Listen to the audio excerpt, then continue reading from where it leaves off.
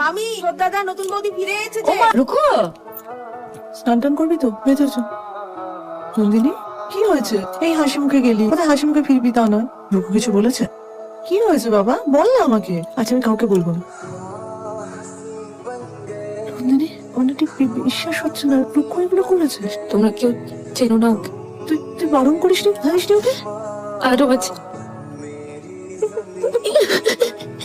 কাছে না মামা, কাছে। তুমি রুকুকে নিয়ে এখন ডিস্টার্ব আছে, তাই তো? ডিস্টার্ব হওয়ার মতো যথেষ্ট কারণ আছে।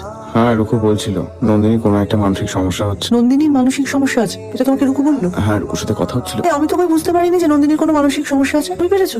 রুকু কি করেছে তুমি জানো? তোমার কোনো ধারণা আছে? কি কি বলছো তুমি? আমি কিছু বলছি না, আমি যেটা দেখে এলাম সেটাই বলছি তোমাকে। আস্তে কথা বলো, মা বাইরের ঘরে রয়েছে, শুনতে পাবে তো। তোমার মনে হয় না যে মায়ের শোনাটা খুব দরকার? যদি শুনতে নাও পাই তাহলে তুমি গিয়ে কথা বলো। আমি মায়ের সাথে কি কথা বলবো? কি বলবো? আচ্ছা ঠিক আছে, ভাইয়ের সাথে কথা নাই বা বল, নিজের ভাইয়ের সাথে তো কথা বলতে পারো। তোমার মাথা খারাপ হয়ে গেছে না? রুকুর সাথে আমি এই বিষয়ে কথা বলবো? তোমার সাথে